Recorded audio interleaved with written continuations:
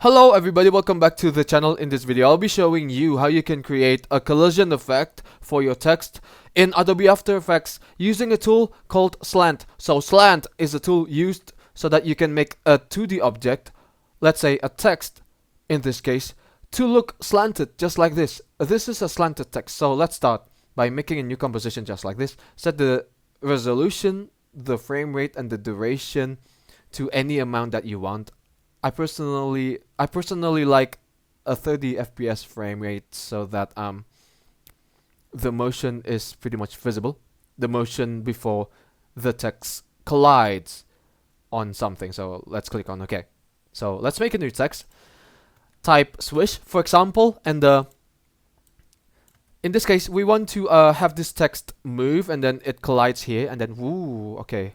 As it is moving, it looks slanted, so let's make this text slanted at first. So click here and then head over to Effect, Distort, and then CC Slant just like this. Set the slanting effect by, make a keyframe first for the starting point and then set the slant amount to this. The text looks slanted now, it looks italic. So as we move the time indicator to, let's say, 15 so that it stops fast.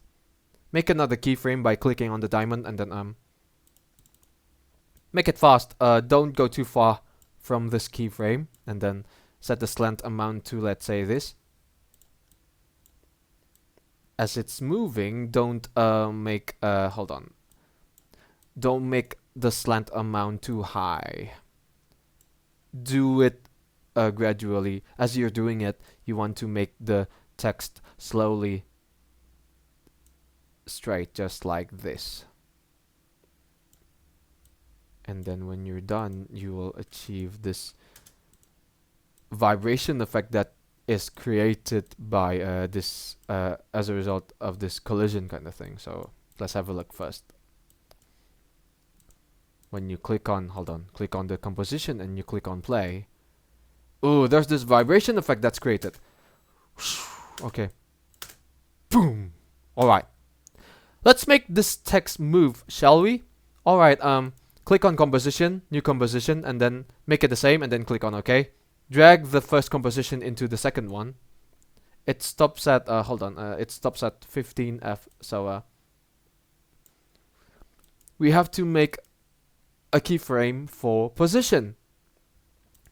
That will be our final position, and then make it disappear at first by dragging the time indicator to 0 second and then drag the X point of the text to this so that it disappears at first. Let's play it.